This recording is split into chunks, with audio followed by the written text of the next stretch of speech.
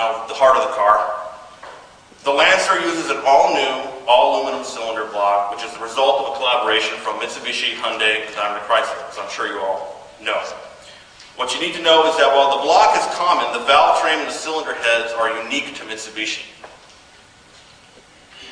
Among the most powerful 2-liter standard engines in its class, this 2-liter dual overhead cam MIVEC 4-cylinder engine produces 152 horsepower at 6,000 RPMs. This represents about a 26% increase in horsepower over the previous generation Lancer. And peak torque output is 146 foot-pounds of torque at 4,250 RPM, producing as much peak torque as the previous generation did at only 2,500 RPM. This engine, codenamed 4B11, is the new engine that will also serve as the foundation for the next generation Evolution engine, replacing the 4G engine block that everybody is very familiar with. As you can see from the chart, both the bore and stroke are square at 86 millimeters, compared with the previous 2-liter engine, which was a long stroke design. The benefit of a square design provides a free revving characteristic and an optimal balance of linear horsepower with a wider torque curve opportunity. In terms of transmissions, all models are available standard with a 5-speed manual transmission on all models. A new shift mechanism is about a half-inch shorter than the previous one, providing a much more sporty shifting experience and shorter throws when driving the vehicle. Gear ratios have also been optimized with the transmission to match with the engine's torque curve characteristics. The transmission adopts triple synchros on the first and second gear and double cone synchros on the third and fourth gear, all which improve shift feeling. And a new honing process was also used to reduce engine noise, transmission noise. Optional on all models is a continuously variable transmission, replacing the conventional 4-speed automatic transmission that was used on the previous Lancer. CVT not only enhances performance and fuel economy, but also provides a smoother, more premium driving experience. By its nature, the CVT delivers a noticeably different driving experience, as I'm sure you're all familiar with. Conventional automatic transmission, the CVT operates on a pulley system that allows infinite variability between the highest and lowest available ratios with no discrete steps or shifts. So shift shock is impossible on this transmission. Since the CVT is designed to keep the engine running at an optimal RPM, pressing on the accelerator pedal will increase the vehicle speed, but will not necessarily change the engine sound. Specially tuned for improved driving feeling, the CVT in-vehicle electronics control system, or INVEX 3 as we call it, software for Mitsubishi customizes the CVT shift strategy basically to match the acceleration and braking pattern of each driver in the vehicle. Basically, it's a smart transmission. It learns the patterns in which the driver uses for accelerating and braking and adapts the transmission to match those characteristics. The software even simulates a slight off-the-line lurch that the drivers kind of expect to feel with a conventional transmission. Exclusively on the GTS, the CVT features a Sportronic mode. This mode provides an instantaneous 6-step manual control via steering wheel mounted magnesium alloy paddle shifters. The software theoretically would have allowed us any number of gears, but 6 was basically determined as the best number of gears for ease of use, sporty driving, and flexible performance. And all the GTS models are equipped with this paddle shifter. And an interesting thing to note on the transmission when you're out there driving today is the paddle shifter can be actuated at any time. Whether you're in D mode, you can touch the paddles and it will engage manumatic.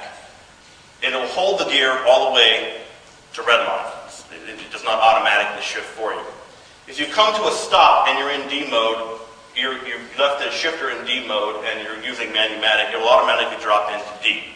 If you want it to drop into first or stay in manumatic mode, simply take the shifter and drop it over to the Sportronic mode, and then it will hold the gear regardless of speed or characteristic of the vehicle.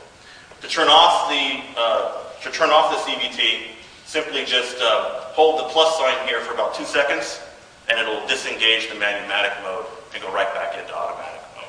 So basically, you never need to take your hands really off the steering wheel to engage the manumatic function of the transmission. Because the Lancer is considered a global car, key design and development influences in Japan, Europe, and the US were benchmarked. Benchmarking vehicles for us basically were the Alpha 156 and also the Mazda 3.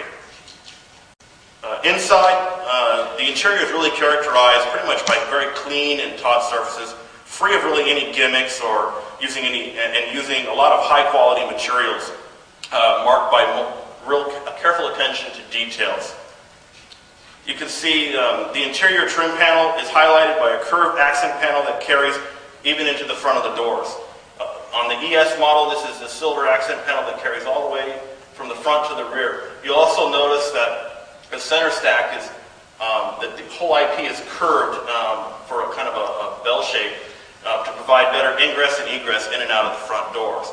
Also better ergonomics for the driver, so that the center stack is the furthest point away from the glass, allowing you easy access to the control surfaces while still curving away from the driver's knees to open up the doorway to let you in and out of the vehicle very, very easily and simply.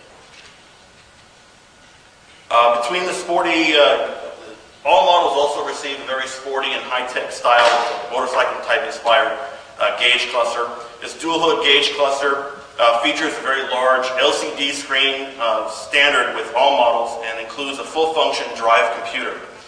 In the vehicle, when you're driving today, I urge you to, there's a little info button on the side of the vehicle. Touch the info button, go ahead and hit it 6 or 7 times and you'll see all the various computer functions that will come up into the vehicle. The display is capable also of 6 languages as well. Features computer functions such as mileage to empty, average fuel economy, speed, outside temperature, and other functions. So, optional for both the ES and the GTS model is the segment's most powerful factory-installed 650-watt Rockford Fosgate premium sound system with punch control. Similar to the option offered on the new generation 2007 Outlander SUV, this audiophile quality system is designed to reproduce all types of music with fantastic clarity and power. The system includes a 6-disc in-dash changer with MP3 capability. It also includes audio input jacks for iPod or other media device, portable media device interfaces. A 9-speaker and 7-position layout, including a 10-inch long-throw subwoofer and a custom fiberglass enclosure located in the rear of the trunk. Not just a boombox on the wheels, the system has been custom tuned for the Lancer's interior acoustics. Mitsubishi engineers and Rockford engineers have tuned the door function to function basically as speaker cabinets, extending the frequency response and increasing the clarity of the sound system. Digital signal processing allows the user to customize the system's performance for up to 5 different types of music, including normal, pop, rock, hip-hop, country, and so on. There's also 4 sound fields available to the driver to customize the interior tuning of the system, both normal, stage, live, and home. Pricing will start around $14,000 for the DE model, and will go on sale early this April. So that basically concludes. What's the mileage for the manual and the automatic? The manual is 2129, and the CVT is 2229. And that's using the new 2008 EPA method of calculation.